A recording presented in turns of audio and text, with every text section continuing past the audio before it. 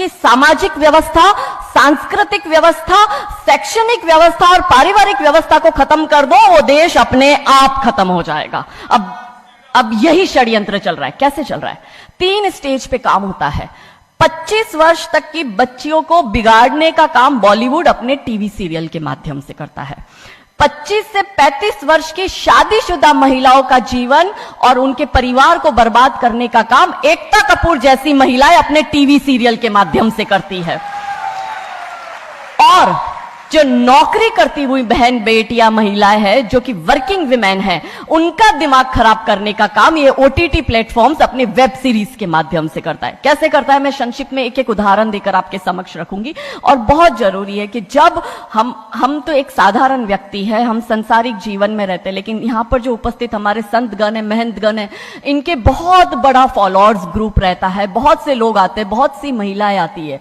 ये बात वहां तक पहुंचे क्योंकि वो यहां पर उपस्थित नहीं है, पर हमें पता है कि वीडियो के माध्यम से हमारे संत श्री, हमारे महंत श्री हमारी ये वाणी जो है उन तक पहुंचाएंगे कि कैसे करते हैं। ये एक फिल्म बनाते हैं 25 वर्ष की तक की बच्चियों को कैसे बिगाड़ना है।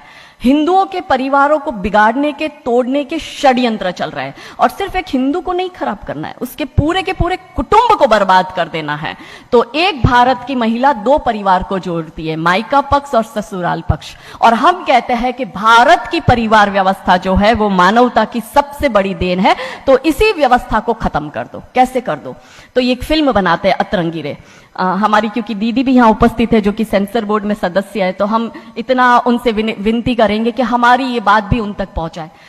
सिस्टमैटिकली ये फिल्मों में लड़की दिखाएंगे हिंदू की, लड़का दिखाएंगे मियां भाई का, और उसमें भी दिखाएंगे कि वो लड़का चाहे अनपढ़ हो, चाहे गवार हो, चाहे आतंकवादी हो, चाहे पंचर छाप हो, और वो हिंदू की लड़की चाहे कितनी पढ़ी लिखी हो, लेकिन उसका परिवार जो है वो रूढ़िवादी है, वो रिग्रेसिव है, और उसके सामने यदि वो घोड़ा भी चला रहा है, खच्चर टट्टू भी चला रहा है, तो वो बड़ा प्रोग्रेसिव है, वो बड़ा संस्कारी है।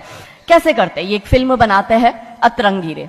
अतरंगी रे फिल्म में जो कि आज की युवा बच्चियों का लेटेस्ट क्रश है, सारा अली खान हीरोइन लेते हैं। हमारी युवा बच्ची इसको फॉलो करती है। उसमें यह दिखाते हैं कि सारा अली खान जो एक मुस्लिम लड़के के प्यार में पड़ जाती है और अपने परिवार से विरोध कर कर, उनसे लड़ झगड़ कर ट्रेन में बैठकर वो भाग जाती है। उसी ट्रेन में एक संवाद होता है उस पिक्चर के हीरो का और उसी हीरोइन का। दोनों अपनी अपनी लव स्टोरी शेयर करते हैं। तो हीरोइन पूछती है हीरो को कि तुम्हारी लव स्टोरी बताओ। तो वो कहता है कि कल मेरी शादी होने वाली है और लव स्टोरी तो मेरी लव स्टोरी है कि मैंने बचपन से जिस लड़की से प्यार किया, जिसके साथ पढ़ाई की, जिसके साथ मैं बढ़ा हुआ, उसी लड़की से मेरी बचपन की मित्र जो मेरे समाज की है, जो मेरे गांव की है, उसके साथ ही मेरी शादी होने वाली है। तो वो हीरोइन कहती है अरे ये और कोई लव स्टोरी है? ये लव स्टोरी नहीं हो सकती। तो हीरो पूछता है तो फिर क्या हो सकती है लव स्टोरी?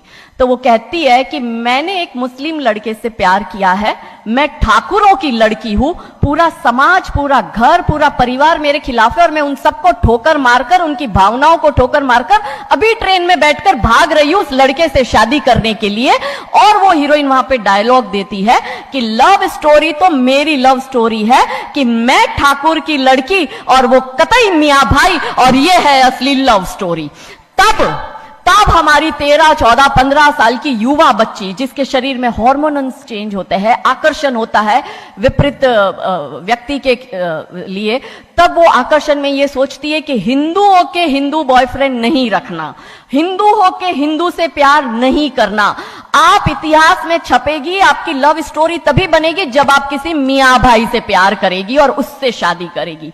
तो कैसे सिस्टमैटिकली ये स्लो पॉइजन बॉलीवुड की फिल्मों के माध्यम से फ्रेजाइल माइंड में डाला जा रहा है। और आज देखो कि क्यों समाज में लव जिहाद के केस बन रहा है, और उसका सबसे बड़ा और मुख्य कारण बॉलीवुड है, क्योंकि इन बॉलीवुड वालों ने हमारी बेटियों को हादी रानी और रानी चिन्नमा रानी अब्बा का नहीं दिखाया। इन बॉलीवुड वालों ने हमारी बेटियों को करीना खान दिखाया है ताकि वो अपनी कोख से तैमूर और जहांगीर पैदा करे।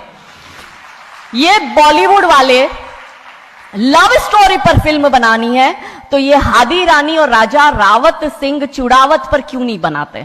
मैं आपको उनकी कथा शॉर्ट में करती हूं कि राजा रावत का शादी जो होता है वो हादी रानी से होता है, मेवाड़ के राजा है, और औरंगजेब की सेना आक्रमण करने आती है। और जब औरंगजेब की सेना आती है तो राजा रावत सिंह का 2 दिन पहले ही विवाह हुआ होता है हादी रानी से।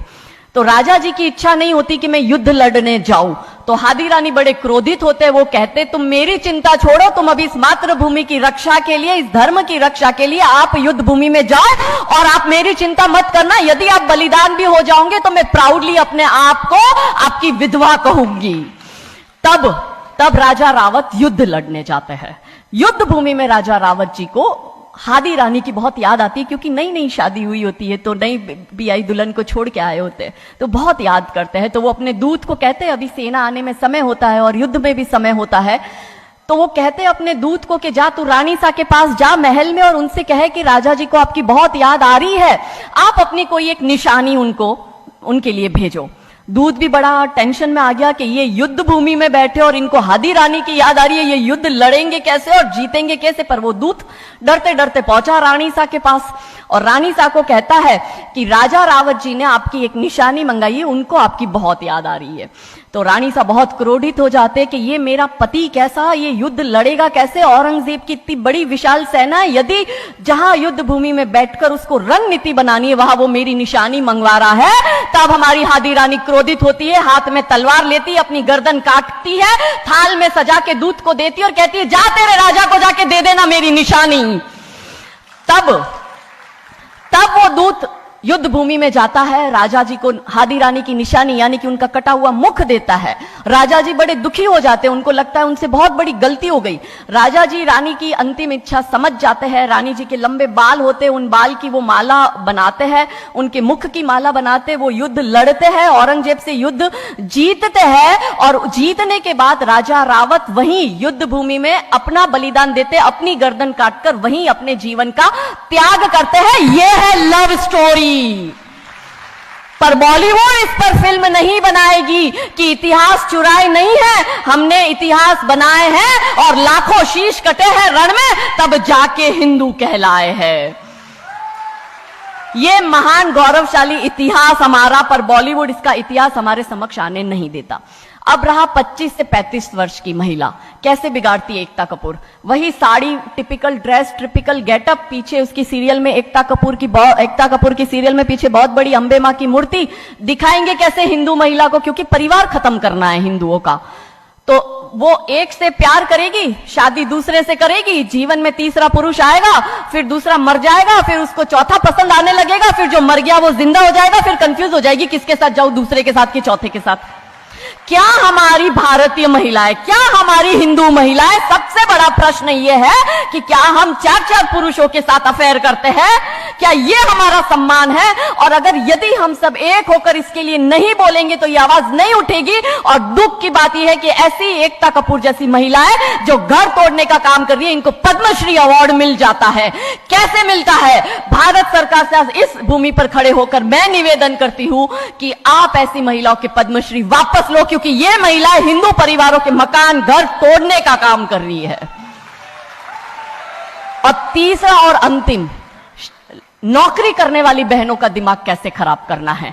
तो ओटीटी प्लेटफॉर्म के माध्यम से ये दिखाएंगे कि यदि आप नौकरी कर रही है तो आपके सास ससुर आपके पैर की जूती, आपका पति आपके पैर की जूती। बच्चा पैदा करने के लिए आपको किसी से शादी करने की जरूरत नहीं है, आपको ससुराल व्यवस्था में रहने की जरूरत नहीं है, और आप है फेमिनिस्ट। और स्त्रीवाद का झंडा दिखाकर हमारी बहन बेटियों को एक हाथ में शराब का ग्लास, दूसरे हाथ से सिगरेट फूको, अंग्रेजी में गालियां बको और आप अपने आप को फेमिनिस्ट कहो। क्या यह फेमिनिज्म है भारत की धरती का? ये कभी नहीं हो सकता। रानी चिन्नमा, रानी अब्ब का फेमिनिज्म का उदाहरण है। और दूर जाने की जरूरत नहीं है, हमारी परम पूजनीय दीदी मां साध्वी रितंबरा दीदी मां फेमिनिज्म का सबसे बड़ा उदाहरण हमारे समक्ष है। रानी नायका देवी, रानी लक्ष्मीबाई हमारे लिए फेमिनिज्म का सबसे बड़ा उदाहरण है।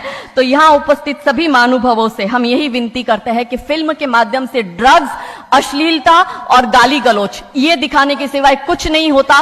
तो हम सब मिलकर एक साथ एक आवाज उठाए कि इन चीजों का बंद होना बहुत जरूरी है, क्योंकि आने वाली पीढ़ियों को बर्बाद करने का काम ये लोग अपने टीवी सीरियल और फिल्मों के माध्यम से कर रहे हैं। और क्योंकि शुरुआत भगवान राम जी के नाम से करी थी, तो अंत भी हम भगवान राम जी के नाम से करना चाहेंगे कि कौन है राम। राम जो है चेतना है, बिंदु है, बिंदु जिससे प्रस्फुटित है तेज, तेज जो कि इस समस्त सृष्टि की रचना की कल्पना का हेतु है, अनाम है, अनाम जो है पंक्ति में प्रथम, प्रथम है धर्म धैर्य का